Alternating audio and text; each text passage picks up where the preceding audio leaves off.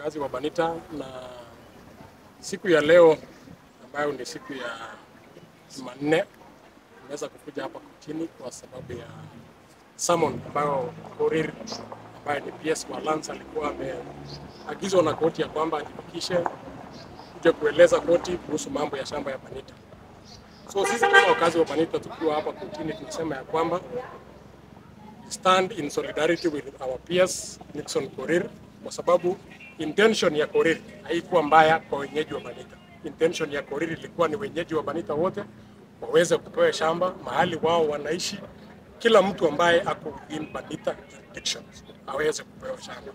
Shida ilikuja mahali ambapo cartels na wakora wanakuruid waliingilia kati kuinfiltrate the process na wakaanza kujiweka kama beneficiaries wa Banita. So sisi hatukubaliani na mambo ya watu ambao wako na kurui wanasema wao ndio wenyeji wa Banita, ili hali wenyeji wa Banita in real wako kwa mashamba zao. Jambo lingine, Banita hakuna mtu amekalia shamba la mtu. Wale ambao wanaishi Banita ni squatters, wenyeji wa Banita wamekalia kwa mashamba zao. Shamba ilinunuliwa na serikali.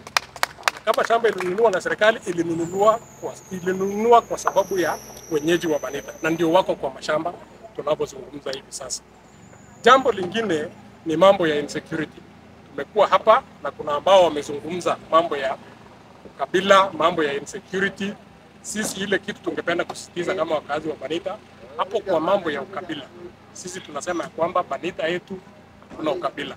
Banita ni cosmopolitan. Wakati PS wetu walipokuja kwa mambo ya shamba, hakusema Wakalenjin peke yao wapewe shamba. Alisema kabila zote ambazo ziko pale Banita waweze kupewa shamba. Na akaimiza ya kwamba wale watu ambao wako na allotment, so long as unaishi within Banita, waweze kupewa shamba. Na hilo ndio ile kitu ambalo wale kamiti ambao walikuwa wamechaguliwa pale kwa ground waliweza kufuatilia na wakaweza kufanya jinsi ambavyo ilikuwa inastahili. Jambo lingine na la mwisho, sisi kama wakazi wa Banita tungependa hii maneno yote ya title, tunapenda sana title ikuja, lakini bado tunasisitiza ya kwamba na tunaomba ya kwamba ile marekebisho kidogo ambayo tulikuwa tumeomba wakati ule iweze kufanywa marekebisho ili title iweze kukuja kwa njia ya amani na njia ambayo tutaikumbatia kwa mikono yote miwili. Kwa sababu kwa saizi sisi tunapozungumza saizi kuna beneficiary list ya watu at 175 of which hatupingani nayo. Ila tu tungependa kuona ya kwamba wale watu ambao wanasemekana ya kwamba hawakujipata kwa ile list waweze kuwekwa ndani, ifanywe marekebisho hiyo kidogo. Hiyo marekebisho ikishakuwa tayari, sisi watu wa Banita tuko tayari kupokea titles zetu kwa njia ya amani. Tunapenda rais na tunapenda pia mbunge wetu, ili hali tu wale watu ambao wanatembea huko kando kando wakisema Chebora aliharibu shamba ya Banita, tunataka kusema la, hiyo ni kazi ya wakora, na hao wakora ndio tunakatana nayo. Kazi ya mambo ya shamba ya Banita iwachua wakazi wa Banita na kamiti wa Banita. So asanteni sana. Mimi ni Gibson Cheruiyot, mkazi na mzaliwa Banita. Wenzangu wenye tuko nao hapa ni vijana na wakazi na squatters ya Banita. Tuko hapa hivi leo, tumekuja hapa leo tukiongelelea kitu moja. Kitu ya kwanza ni insecurity yenye iko Banita kwa mambo ya shamba. Juzi on Thursday last week kuna kijana aliumizwa anaitwa Cranton Kimulwa Totona, aliongelelea mambo ya Banita kidogo kwa sababu mambo ya Banita iko on process. So kijana aliongelelea hivyo mambo ya Banita kwa tukitafuta haki sisi wote. Kidogo kidogo kijana akakuja kuumizwa hapa town. Hatujui ni nani alimuumiza huyo kijana. Hiyo mambo iko kwa police case.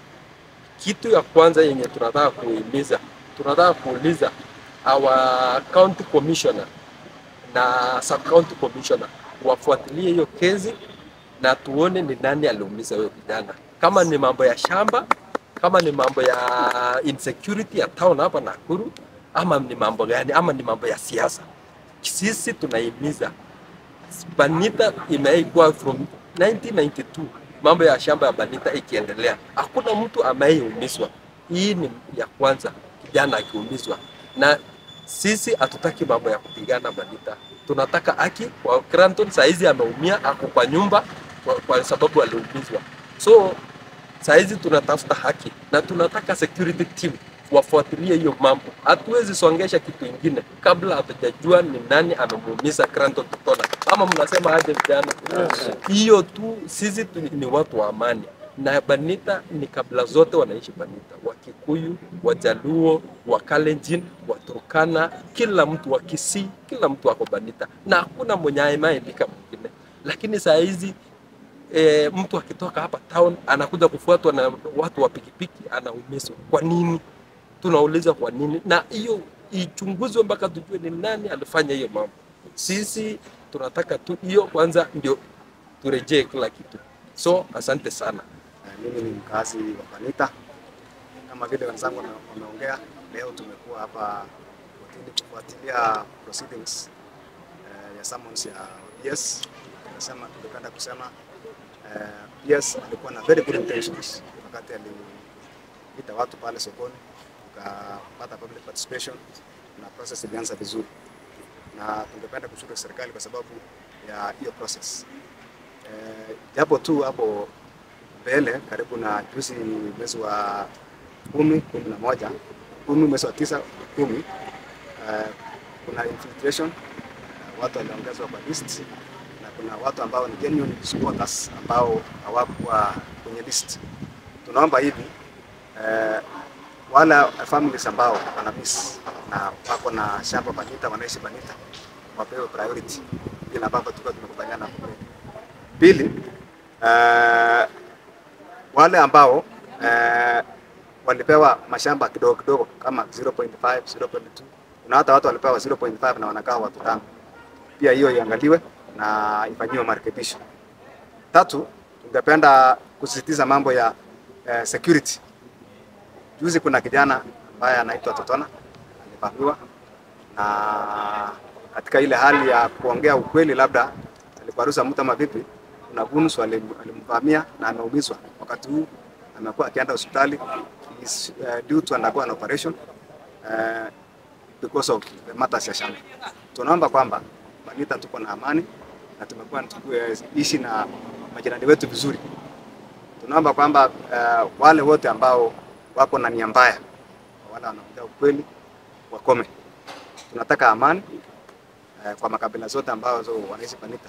Banita kuna Indo Cosmopolitan, na tunaomba kila mmoja ambaye anaishi Banita akae kwa amani, tusikuje tufurugwe na watu ambao wanatoka nje. Tunaomba hiyo amani yenee.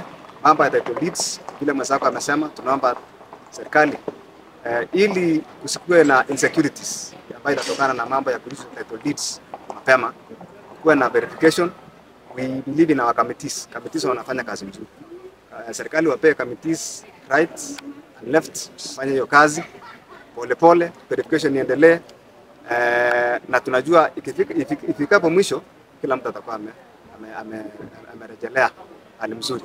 Hata tunashukuru na tunaomba amani yenee Banita. Asante. Sawa.